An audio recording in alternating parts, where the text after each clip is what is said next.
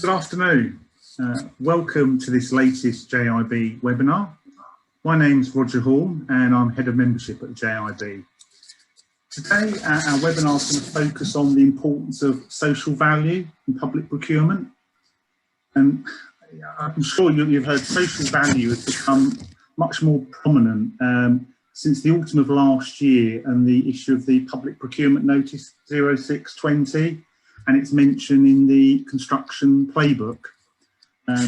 This new approach by government and government departments and local authorities will mean more opportunities for SMEs to win contracts by demonstrating the full extent of the value they generate.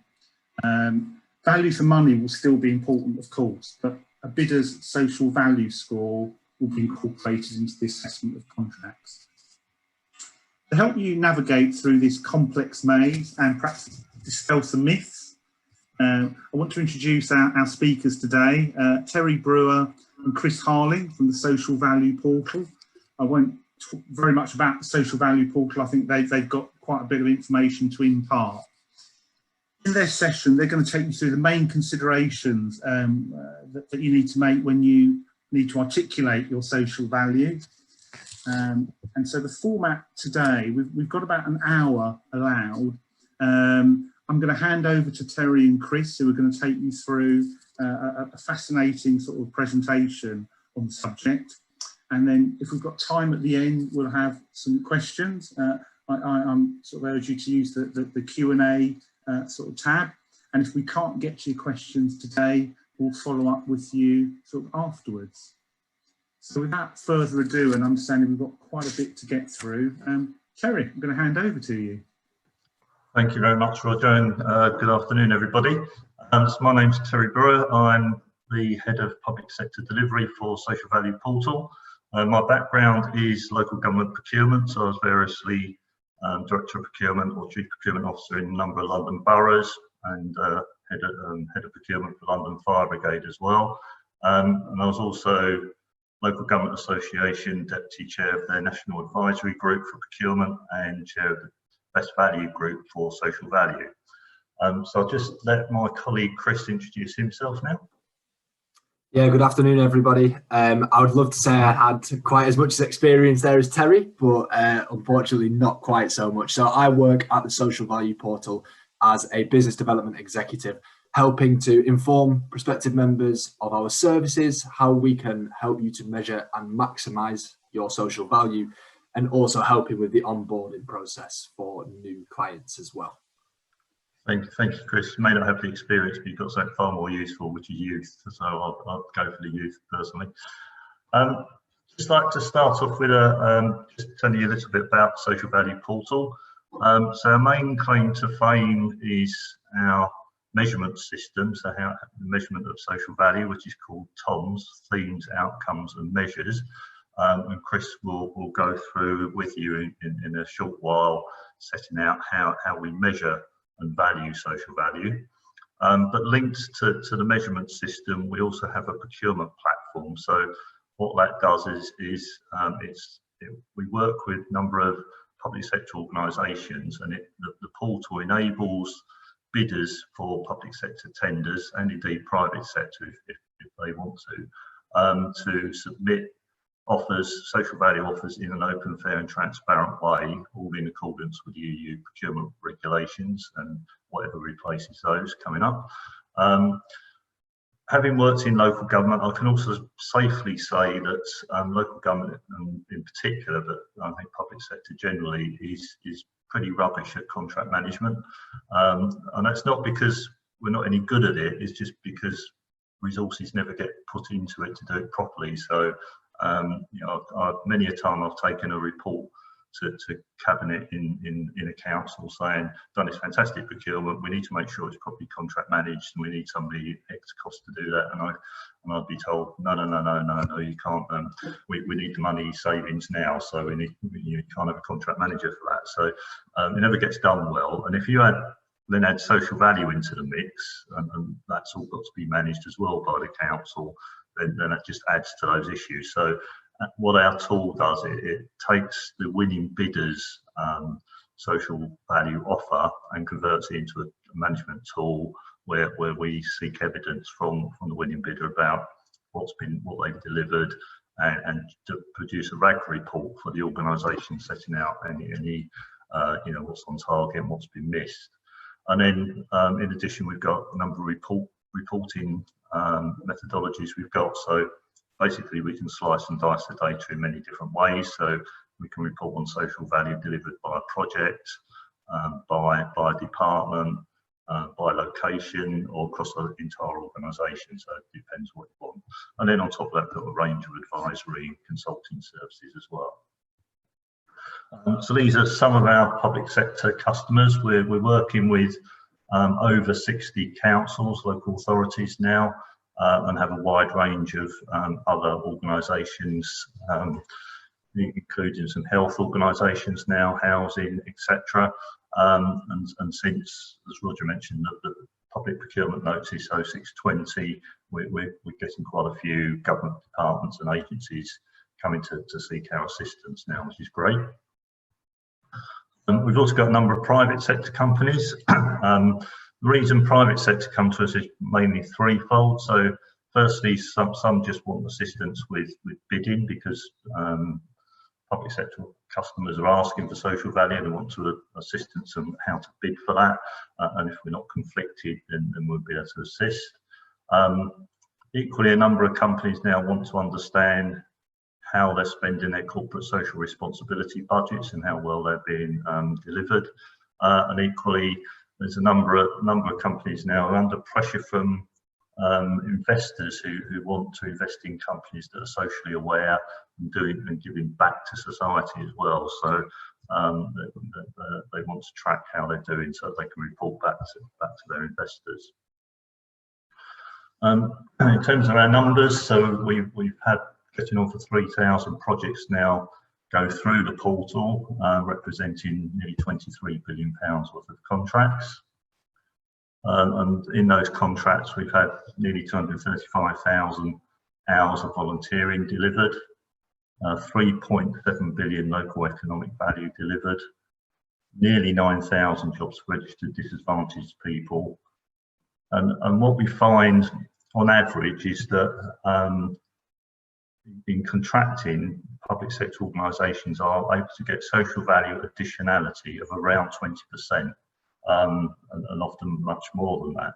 So in other words, if public sector organisation lets a contract for £1 million, it can expect to get up to 20%, probably over 20% social value additionality, not part of the contract cost. So this is additionality over and above the core contract requirements. That's a bit about us. I'm just going to hand over to Chris now so he can just explain to you how we measure social value and the TOMS framework. So over to you, Chris. Yeah, thank you very much, Terry. And as Terry mentioned, I'm going to walk you through a bit more about what we're considering when we measure social value, talk you through the TOMS framework, which is our proprietary framework, and a little bit about the National Social Value Task Force as well. But what I want to start with is this example. Now, I do apologise, it is quite a crass example, but this highlights what we are considering when we measure social value quite well. Because when we measure social value, it's important to understand that we're more concerned about the how than the what. So let's say as a result of a decision that a new job is created, we're mostly concerned about who gets that job rather than the fact that that job has been created. So let's say on the one hand, we've got this person on the left. They come from very much your stereotypical nuclear family background. They've got a happy family, a good education, strong CV, no criminal record, let's say. Then on the other hand, let's say we've got this person on the right. Through no fault of their own, they've come from a much more troubled upbringing. Let's say, for example, they could have been a care leaver. Again, through no fault of their own, they may have left school at a younger age and not have secured as many GCSEs, particularly not English and maths, which, as you all are probably aware, are important for most job roles nowadays. And as well, they may have had or may have a petty criminal record that's likely to get worse if they don't get this job. And as I'm sure you can all see without having those numbers there, the social value of employing these two people is very different. This person on the left, their social value is just their salary. Because if they don't get this job, they're likely to be already in a job anyway, that they can continue to earn money at. Even if they're not, they can probably find another job quite easily because they've got that strong CV. And even if the worst comes to the worst, they can probably live at home with a family member or friend until they get themselves back on their feet. This person on the right, however, is hugely valuable from a social value perspective. Not only are they getting their salary, which they're likely to spend locally because they're more likely to be a local person, but also due to that troubled upbringing and that troubled background they were likely to be on some form of benefits previously, which can now be reduced or stopped as a result of them getting this job. There's also likely to be a reduction in that petty criminal record, which means less going out of a magistrate's courts, which is a hugely costly process for the taxpayer. And finally, this person's likely to be mentally and physically happier and healthier as a result of getting this job. So when we consider all of these additional elements, all of these factors that would have happened anyway, we can attribute the social value of employing this person on the right to being £24,465 when we consider that additionality. And that's what we're considering when we measure social value. Could you move on to the next slide there, Terry? Thank you. So, as Terry mentioned, Tom's framework is our framework, and I will go into that a little bit more detail in the next slide. But before I do so, I think it's important to highlight that the framework was created in collaboration with and is continuously reviewed by the National Social Value Task Force. Now, the task force is a collection of both private and public sector organisations that meet regularly to challenge the measurements within the framework and really force the discussion and develop the solutions for social value with the social value community. So as you can see, some example members on there, the likes of Balfour Beatty, who I believe are members of JIB. We've got the likes of Coventry City Council, Birmingham City Council, Transport for England as well, Transport for London, sorry, and the West Midlands Combined Authority, just to name some. And we ourselves, as the Social Value Portal, are members as well. So that's the National Social Value Task Force. And we also have the National Social Value Conference, which is our event that occurs yearly, which was in February this year, actually. But what I can do is we do make the sessions available for that on demand. And there are a number of useful sessions around social value for SMEs and social value for beginners as well. And I can make those available to Roger to share as well if that's something that could be beneficial after the call. So in terms of the TOMS framework, the TOMS was created as a direct response to the UK's Public Sector Act of 2012. And it's called the TOMS framework because it is a list of 5 themes. And these are the themes that are created by the National Social Value Task Force. And they are the overall agenda that we want to see in society, the goals that we are working towards. Now, within each theme, there are then a number of outcomes. And these outcomes are specific areas that we want to work towards that allow us to see that that theme is being achieved. So let's take the example, the first theme there, jobs promoting local skills and employment. One of the outcomes within that theme is the outcome of more local people in employment. Now, each outcome then has a set of measures, and these measures are the specific areas that we can work towards, and these allow us to identify that that outcome is being achieved. So let's take the outcome of more local people in employment. One of those measures could be the number of young offenders employed on a contract.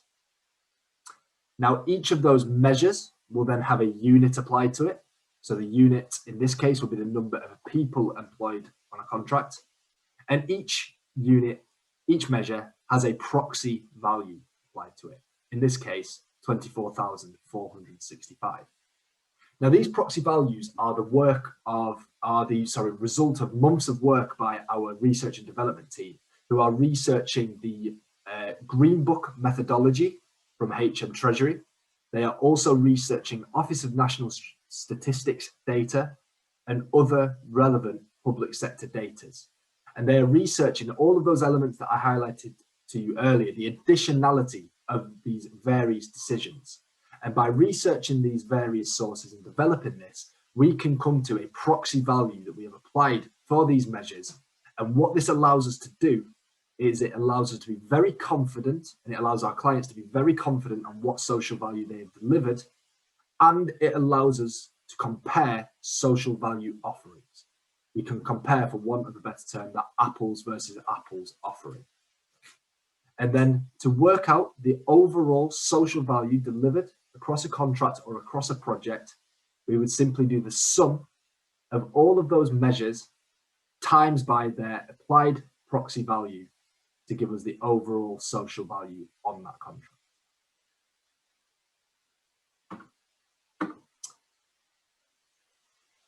And then we also do have a number of plugins available within the TOMS. And these are made available to our member organizations when they are released. So some examples of the plugins we have a facilities management plugin, we have a real estate plugin, and we have a COVID-19 plugin as well. We are currently working on our central government framework, which Terry will come on to a little bit more in a moment. But the other thing that I like to point out here is we have this list of measures and outcomes at the bottom. And within the TOMS, we leave this list of measures quite long within there. And the reason for that is we treat the TOMS like a menu.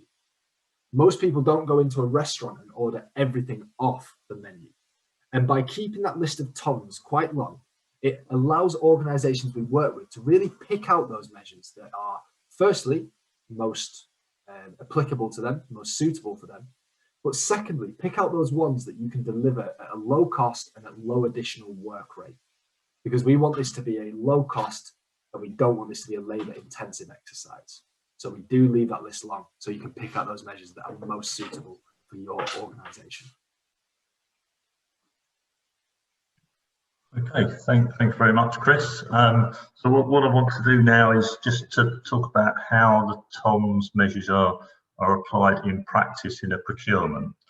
So just before I move on to that, what I just want to set out here is that social value is now included in vast majority of councils across the country now, and as you heard, we'll talk about central government in a moment. But most of the councils are including social value in their quality price matrices as a standalone item. So in other words, rather than just quality 60%, price 40%, or whatever it is, you probably see quality 55%, price 35%, social value 10%. So you'll see that, and the reason for that is one, emphasising that social value is important to the organisation. So it's kind of bringing it out separately to emphasise that point. But also, if you just include it in quality, of course, if quality goes up and down in different tenders, then social value will go up accordingly, potentially with different tenders. So keeping it standalone at a standard rate is what we recommend, and indeed is what most councils and other public sector authorities are doing. What we're seeing over the last few years in particular is that the weightings set aside for social value are increasing. So if we'd been talking 18 months, 2 years ago, I'd have said 10% was a bit racy at the time. But what we're now seeing is a number of councils starting to move towards 20% as part of the quality price matrix, and indeed there's a few instances where councils have applied in certain procurement 30%. So you can see it's on the rise. Now what that means, of course, is that increasingly social value will be the determinant factor in who wins a procurement. So there's increasing pressure on public sector organisations to ensure that their social value model, the way they set it out in ITT documentation, the evaluation process they follow, and then ensuring they contract manage it well, is very important to avoid challenge from a disgruntled bidder who perhaps felt they didn't get a crack of the whip, and the winning bidders not delivering on what they promised to deliver. So lots of pressure on public sector organisations to get that right now. The other thing we recommend quite strongly is that organisations should not be prescriptive in what they ask for by way of social value. In other words, don't go out saying you must give us 4 of those and 6 of those and 10 of those, because if bidders can't readily provide that, then they'll have to add to their costs to deliver that. So we recommend that organisations are non-prescriptive, so they give as much scope as possible to organisations to deliver social value in what they can deliver readily, so they don't need to add to cost to deliver that. So what the key message from that really is that we're seeing social value being asked for now almost across the entire public sector, particularly now central government's come on board. So it's swung the other way now that actually councils or others not asking for social value are going to become in the minority. So really, suppliers bidding for for public sector work really need to have a good social value offering to ensure that they're in the game in terms of potentially winning that particular tender. I just want to run through how it works in practice from a procurement point of view. So this is a local authority procurement. This one happens to be Solihull Council. And they're going out for slightly odd tender actually, but it's for tills for secondary and primary schools for their catering service. But nevertheless, the principles all apply across any procurement. So the contract value was estimated around £250,000 to £500,000 over 5 years. So these are Solihull's TOMs. So the important point to make here is that we don't dictate the themes. These are the public sector organisations' themes that they want. So we pick that up from the council plan or council objectives. And then what we do is we map relevant TOMs measures to the themes of the council. And that way, the members, the councillors, can see how procurement is helping, and indeed social value is helping to deliver some of the key objectives that the council's got to meet their requirements. So, as I say, these are Solihull's themes, and we've mapped these outcomes from our long list of TOMs measures. We've got around 200 plus to those particular themes.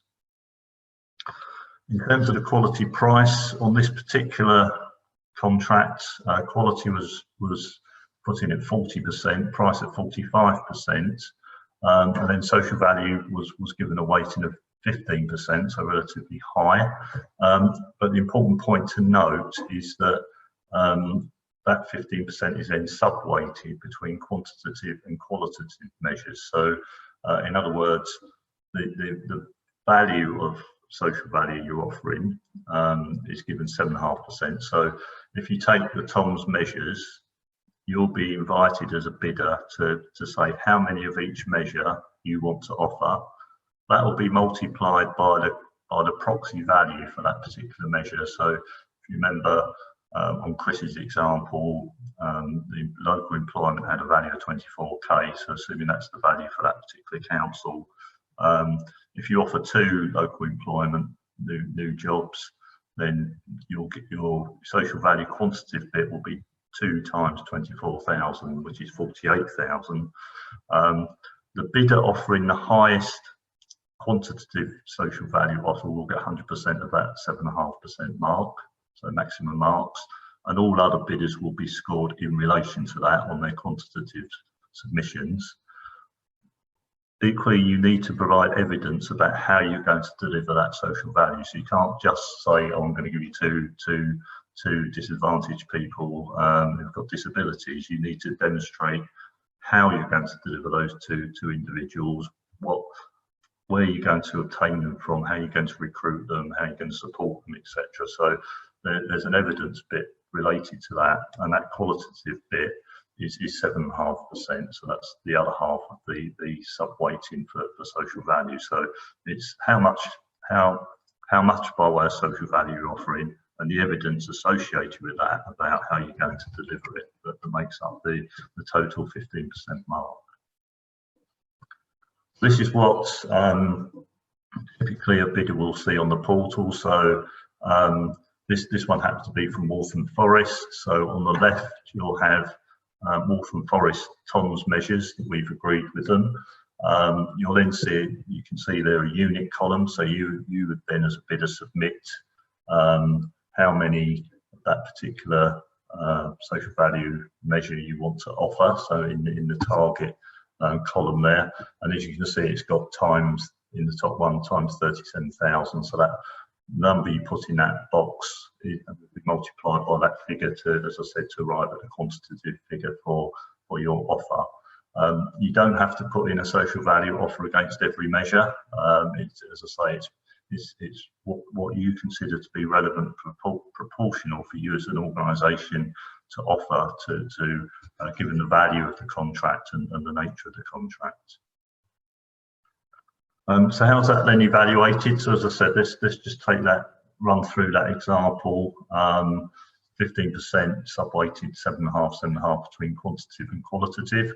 So as I said, the quantitative assessment is highest social value offer gets 100% of the mark, and then your offer will be divided by the highest social value offer and multiplied by 100. So in other words, it's almost the reverse of the lowest cost price formula that you're used to seeing. It's just the reverse in terms of who's the highest. And then in terms of the qualitative assessment, the council or public sector organisation will generally use the typical methodology that they use for qualitative assessment. So, you know, poor, fair, very good. So this type of evaluation, which I'm sure you're all very familiar, you know, 0 is unacceptable and 100 excellent. So on that range. And then the quantitative and the qualitative scores are then merged to give an overall score out of that 15% that's then included in the overall evaluation for that particular procurement. In the case we were looking at, that Solihull tender, they had 7 bidders. The greeny, so I'm slightly colourblind, but I think it's the greeny turquoisey column is the contract value, and the purple column is the social value offered. And that's not, so the purple column isn't part of the turquoise column. This is this additionality by way of social value, so over and above the contract cost. Now you can see on here that the bidder 5 is offering the most social value, 178k's worth. But actually the winning bidder was bidder 3. So bidder 3 had the overall balance in terms of price, quality and social value. So it's only the 3rd highest in terms of social value, but nevertheless, you know, the council got the right balance in terms of cheapest price and best quality in overall terms, and £82,000 worth of social value. So that's how a procurement will be taken through and evaluated and measured. So hopefully that was clear and helpful about how it operates in practice. A number of case studies. I won't go through these in details now. We can provide more information on these, but you know, West Midlands Combined Authority, they completed 25 tenders through the portal. What they're seeing is that of the bidders, 42% bidders were local to the West Midlands region, and 20% of those were voluntary community organisations, and 50% local one. And overall, they're seeing 20% social value add, which is kind of in line with what we were saying. And then Star Procurement, so that's an organisation that does procurements on behalf of Rochdale, Trafford, Thameside and Stockport councils. They've seen overall 27% social value add on their procurements that they're doing, and they've seen over £22 million of the social value unlocked. So, you know, you can see organisations are genuinely seeing the benefit of asking for social value in a structured way and getting key outcomes that they can report on and go back to councillors and others and set out how social value through procurement is supporting the organisation's objectives. Just a little bit about central government. I'm not sure how many of you deal with central government work, but they've taken a slightly different approach, and we're adapting our methodology that's used throughout local government and other public sector organisations to fit with the government approach. So as Roger said, PPN 0620 was issued at the tail end of last year, and that sets out a social value model that is being used. They've got 5 themes they're working around. So again, coming back to the themes, they're not miles away from where we are. So one is COVID-19 recovery. They've then got one on tackling economic inequality. So as you can see, they're creating new businesses, new jobs, new skills, etc. Fighting climate change, equal opportunities, and well-being. So those are the government themes that they are working to. And what we've done in the same way as we said for Solihull, we're mapping our TOMS measures to the government's themes. So we've put in some sub-themes against each of the government's themes where appropriate, and then we're putting in our measures against that, so that we've got a clear methodology that will apply to government's procurements as and when they come out with those. The main difference is that between government and local government is that whilst weightings are fairly common, so government says social value be a minimum weighting of 10% of contracts over the government overdue threshold, which on top of my head I think is around about 120k. But what they want is that qualitative will be 100% of the mark. So in other words, it won't be a quantitative qualitative split. Quality will be 100% of the marks. So what we're offering, or what we're saying to government, is you still need to get bidders to submit quantitative numbers, even though you're only measuring on qualitative. The reason being is that one, you need to still be able to report on what social value has been delivered. So that you can go back as government or by a department or whatever and say, across all our procurements, we've had X number of apprentices delivered, we've had Y carbon reductions, and this has got a social value of X. But equally, you need to be able to contract manage the offers that have been made. So unless you know that a bidder has submitted that they're going to offer you 4 apprentices, for example, it's really difficult to contract manage that. So we're recommending to government, and certainly some of the departments we're talking to at the moment recognise that whilst it won't be evaluated directly, we will still ask for quantitative measures so that they'll be submitted on the portal, but the overall scoring will be all 100% qualitative approach. So what this is sort of our recommendation at the moment, and we're just working this through with various government departments. So what we're suggesting is that you saw the 5 themes that the government has set out. So we're suggesting that there's a qualitative response from bidders per theme, a maximum of 2 A4 size of paper to keep it manageable for both bidders and evaluators. As we said, the quantitative target should match the deliverables outlined.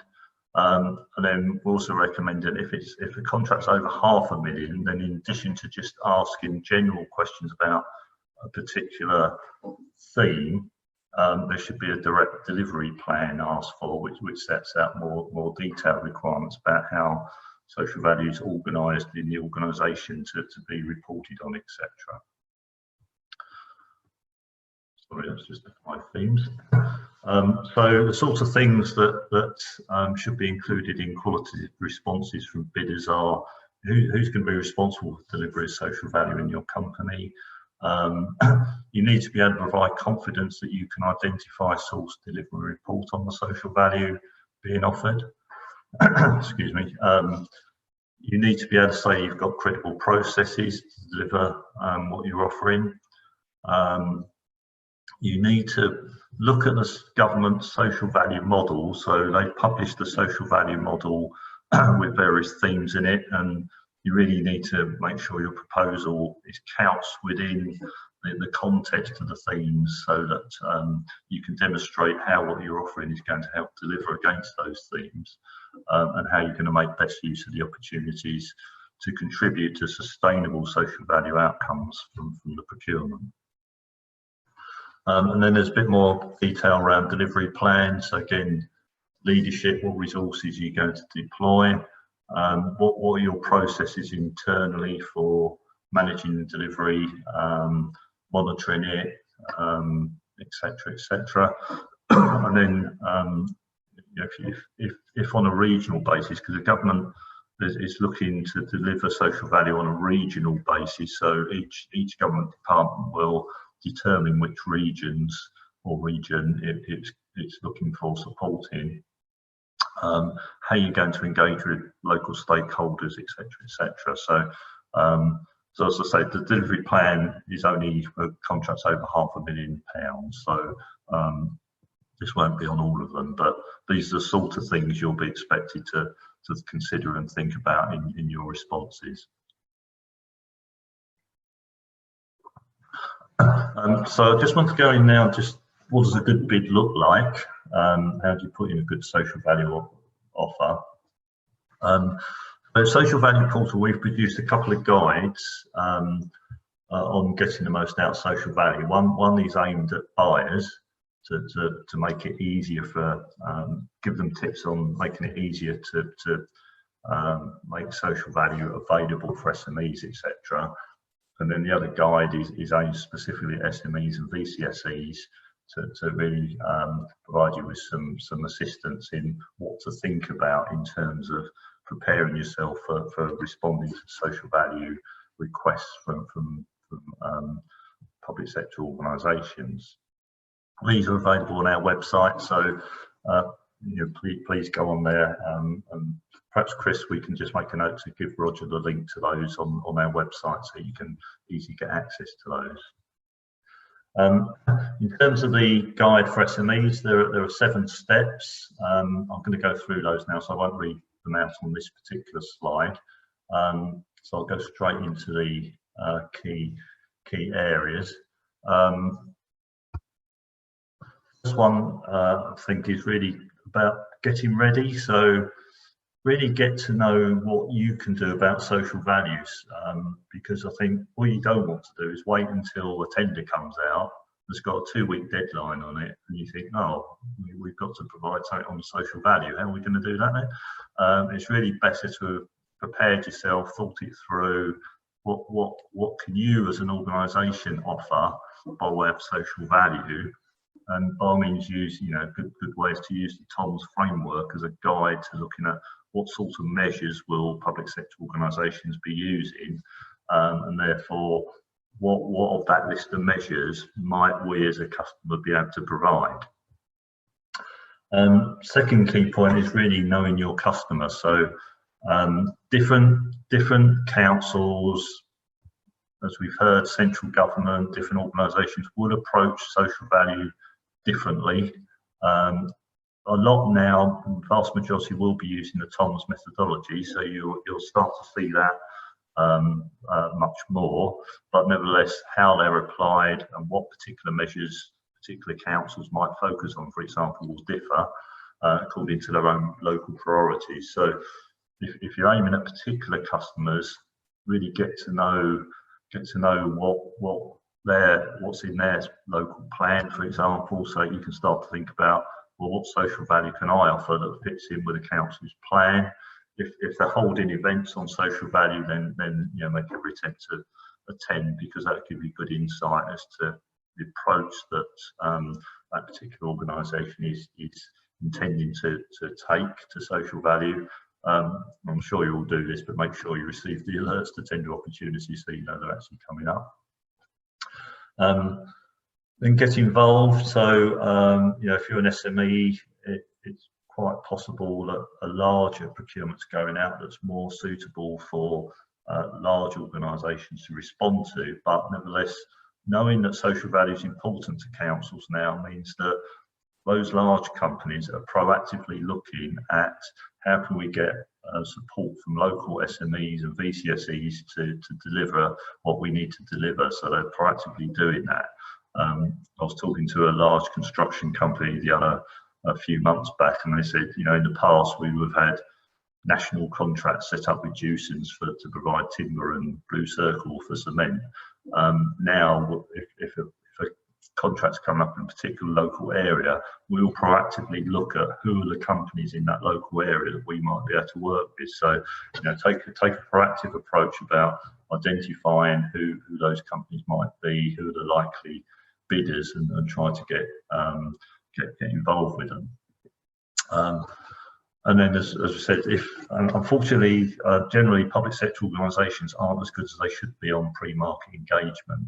It's something that's encouraged, and you know, I'd certainly recommend it. But pressures of resources, etc., means that doesn't happen as often as it should. But if they are doing pre-market engagement, by all means, you know, make sure you participate in that, because that's the best way of finding out what particular approach that organisation will be taking.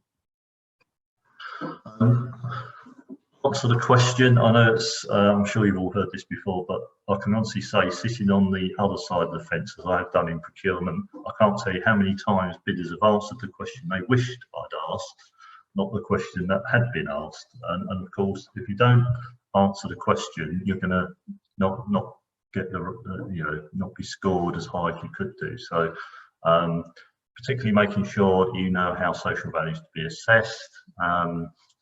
As I said, most buyers now will be using the TOMS methodology in one way or the other, but clearly if they're not, you need to know what process they are following and be able to respond to that. And I think also be wary about over claiming what social value you can deliver, because you need to put in a balance here about what genuinely you consider you can make by way of an offer. What you need to bear in mind is that social value offers will be contractualised by public sector organisations, so you will be held to them and contract managed on them. And what we're seeing also is that there's been a bit of a fear from quite a few public sector organisations about non-delivery of social value. So we're seeing quite a few include remedies in contracts now for non-delivery, particularly of social value, and the most popular one is liquidated damages. So in other words, they're saying if you don't deliver on this particular piece of social value you offer, we have calculated how much it will cost us as an organisation to deliver that ourselves, and we will deduct that from your invoice. So you know, making sure that you put in a balanced offer on social value and feel confident that you can deliver that is really important. So as I say, develop your offer. So once the tender's out, hopefully you've already got an idea of the sort of things you can offer as social value. But now you've got the actual tender out, you can see what the organisation's actual TOMs are that they're using, so you can develop your offer to be specific for that particular organisation. As I said, again, using the national TOMs as your checklist, and you might want to develop your own CSR strategy, corporate social responsibility strategy, to help with all of that. There's some key things that you'll need to think about your offer. So you can't just offer stuff you're doing in your headquarters offices, for example. So offers need to be contract specific. So it can only be delivered as a result of the contract that you're delivering, because otherwise what will happen is, you know, we see companies offering, putting in double glazing at their headquarters 50 times across 50 different procurements, which of course isn't the spirit of what we're looking at. So it's very clear that social value has to be delivered against that particular project or procurement, not what you're doing anyway as an organisation. obviously there's some simple things there about planning ahead and collecting data and evidence. I think as you deliver against your commitments you've made and you've been successful in winning the tender, make sure you collect that data and evidence about what you've delivered, because when you're asked, you need to produce that, and make sure that you're not subject to any remedies under the contract. So collecting the data and evidence is really important. And then finally, just making sure you review, at the end of that project, or once you've won a tender, review what you've done, perhaps produce a case study so that will help you think about future offers that you can make, what went well, what hasn't gone so well, so that you're better prepared for future tenders and to make sure you win those.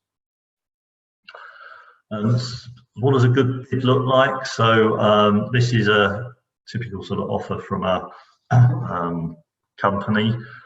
As I said, first of all, make sure that the target you're delivering is for that project only, so it's not something you're doing elsewhere. It has to be as a result of winning this particular tender. Make sure you submit a target that you can realistically deliver. Keep in mind the contract value. So as you've seen, typically what we're seeing is social value at 20% on average, sometimes more. So if you do your calculations, you find you're offering 150% social value, chances are you're over offering and you won't be able to deliver that. So think about what you can realistically deliver, and make sure that your commitments are well evidenced about how you're going to do that and what procedures you're going to use. And then I won't dwell on this, but this is just to set out what does a good qualitative bid look like. So this sets that out. Some of the key points from that: produces examples of previous volunteering. So this is an offer to do some volunteering work. So sets out we've done it before, so we've got the experience of doing it. We've said who our VCSE partners will be. We've targeted a particular demographic and described the type of support that will be provided. So those are the sort of key things to think about including in your qualitative offer to make sure that you're going to get maximum marks on that part of the procurement evaluation. So I'm just going to hand back to Chris now briefly, just to quickly go through how we're going to support JIB members, and then we'll have some time for quick Q&A, hopefully. So over to you, Chris. Thank you, Terry. So in terms of how we can support organisations like yourself, we've just put some details in here on SVP Social Value Portal membership. And the reason for that is there is a number of different ways we can help organisations, and it very much does depend on your specific organisation. As we've touched on throughout the slides here, we can provide a lot of consultancy work to help support new strategy development, help support with bids, and various other options. So if there are any questions around specific areas that we can help with, please feel free to get in touch, and of course we can discuss those in your specific organizational context. But this is just an overview of what we can provide to most members that would want to, if they want to use our services. So involved with the membership of the Social Value Portal, the first thing you will get is a Social Value account, and this is your access to the Social Value Portal. It provides you with a number of live dashboards which detail your social value delivery across your organization's various contracts and projects, as well as corporate initiatives as well. And there's some screenshots of what those look like there on the right. Involved with that membership fee, we would, as Terry mentioned, also develop the TOMS framework around your organizational needs. We would tailor the themes of those TOMS to match with your targets and your goals, and ensure that everything that we are working towards is aligned with your organizational aims as well. As part of that membership, you would also get a dedicated social value advisor. And this is your assigned account manager who is helping you on your social value journey. So really working closely with your organization to ensure that your policies around social value are reflective of what the community needs, and to also ensure that any commitments around social value are being delivered to those communities. And finally, the membership options are there at the bottom, and this is for SMEs. So we have developed our SME offering recently, and that would be £3,000 per year for membership, or if you would like to sign up for a 3-year commitment, that would be £7,000 for those 3 years. And what we also have put forward is some social value portal surgery days. So we appreciate that this may not necessarily have answered all the questions you may have. Again, there may be specific questions on how we can support your organization, or specific questions around an area that we didn't cover today. And if there are those questions, we want to put on 2 SVP surgery days, which will be an opportunity to speak to an expert. So not only will myself or Terry be available for answers, but we will also invite a social value advisor. So if you have specific questions on any areas around the framework or how we can support you, they can assist with that. These sessions will also be tailored, as I've mentioned, around you. So we can focus on particular questions you may have, or if there are areas that a lot of people have a question on, we can tailor a session around that particular area. And finally, ongoing support as well. So with those sessions, we would aim to come up with outcomes, come up with goals moving forward that you can work on, that will help you on your social value journey, whether or not you decide to join the social value portal as a member. Thanks, Chris. So that's us. Hope that was useful. Because I've been presenting, Roger, I've been keeping an eye on questions. So I don't know if you have and are able to. We've got a few sort of questions. So first of all, thanks for that was a fascinating sort of walkthrough, and what's quite a complicated sort of can be perceived as a complicated sort of subject, and the sort of support you can offer.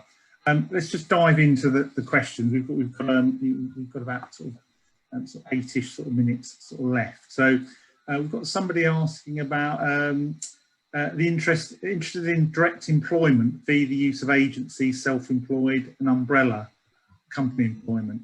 Is this something that's likely to be included in some kind of social value offer or measure, that sort of use of direct versus different types of sort of employment arrangements? Do you want to pick that one up, Chris?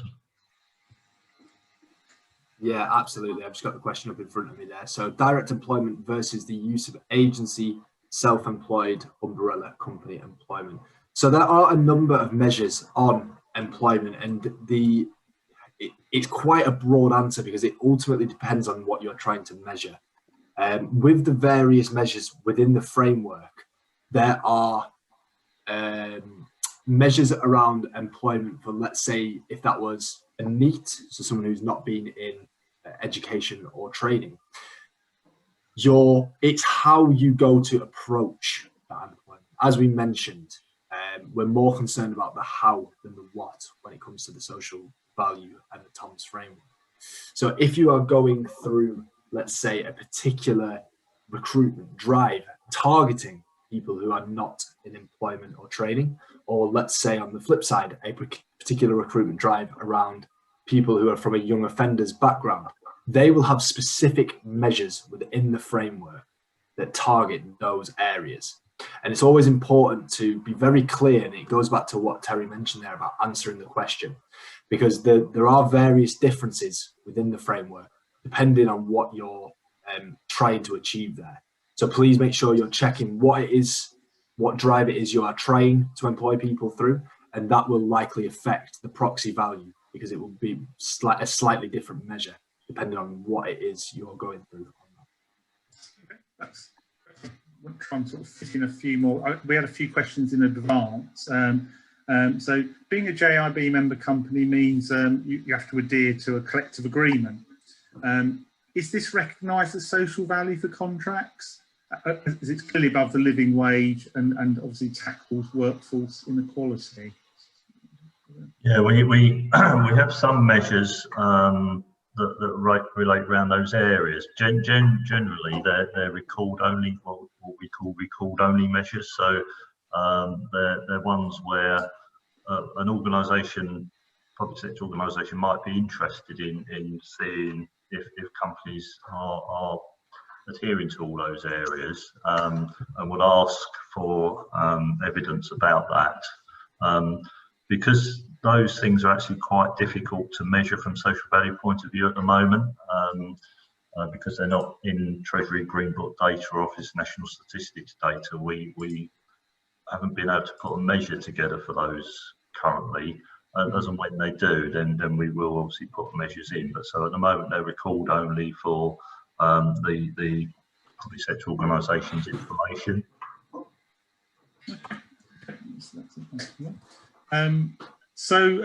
Obviously there's more and more undertaking more kind of electrical, our sector, more electrical vehicle installation, solar panels, heat pumps and other low carbon technologies. Can this work or training be recognised in any way under one of these measures? Chris, do you want to pick that one up? Could you just repeat that? Sorry, Roger. Yeah, sure. So as a sector, we're undertaking more electric vehicle sort of charging sort of point installation, solar panels, heat pumps, and other types of carbon sort of green technologies. Can any of this work be offset or recognised within the measures, or the training related to that be offset or measured within any of these sort of measures? Yeah, absolutely. And I wouldn't like to say which specific measures they would fall into, because apologies, I don't quite have that detail off the top of my head. But we're doing a lot of work regarding our environmental measures, and it is something that with carbon offsetting and with the focus around the environmental drive at the moment, we are developing as well. So we do have a number of environmental measures within the framework. And absolutely, these are the elements that are included within there. Specific measures, like I say, I can't reel off the top of my head, but all very much included within the yes. Yeah, no, sure. Okay, yeah, I think I'm just looking at the ones we've had in advance. So the health benefits under the JIB benefits scheme, which include private medical, sick pay, employee assistance programs, and mental health services. Would these be taken into account? And have you any idea, this is getting a bit specific, what weighting would be given and how this is calculated? We're getting diving into the weeds a little bit. Did you get the question the first time? So we're not need to repeat that sort of question. Yeah, that's a bit more of a specific question, and with that, I wouldn't like to misinform there. So what, if it's all right with you, Roger, what I think would be best for that question is if perhaps you could maybe fire me that question over afterwards. Yeah, of course, I can go back to our SVA team, find the answer for that, and then send it back through to you to share with the attendees. Okay. Just because I wouldn't like to misadvise on what, because that is quite a specific question. Yeah, no, and these are very specific to JIB member companies, I understand. I suppose one of the last sort of questions before we sort of tie up, looking at the time, how would we need to evidence aspects of social value being met as a JIB member company? I mean, for instance, if we recognise that aspects of JIB membership that companies have to adhere to, collective agreement, perhaps picking up this specific point around health benefits, when we can allow you to answer that a bit more fully, would, for instance, the JIB membership certificate being included as part of the bid be something that would be sort of recognised, as well as presumably the other elements of sort of narrative that you might have to include in a bid? Well, I think against specific measures, it would help with your evidence that you know what you know what you're talking about, in a sense. Yeah. So if you're offering a particular social measure, and you're able to say, well, as a JIB member, we're doing this, and this, then that adds to the weight of evidence that you're able to support what your quantitative element is offering. So I think, yes, that's, you can't just say we're a JIB member, that's it. But certainly by way of adding to the weight of evidence that you're giving, that's really helpful. Sure. I had another question just sort of pop up then. Let me try and sort of pull it in sort of front of us. No, so I think I'm just looking at time actually, and time has run away from us. If anyone has any other questions, do feel free to email me. I can sort of pass them on to sort of Terry and Chris. This has been recorded, so it will be made available once we've processed it. It will be available through our sort of website, and we'll also send out a reminder sort of where you can find that. And we'll also pick up on the offer of surgeries and perhaps look at sort of potential sort of dates and what we could offer to sort of JIB members. So it just leaves me to say, thank you very much for your time. Thank you everyone for sort of joining us, and perhaps we'll talk again soon. Thanks, Terry. Thanks, Chris. Thank you, Roger. Thank you, Thank you very much for having us. Yeah, thank you. Bye-bye now. Bye. Bye-bye. Cheers. Bye-bye.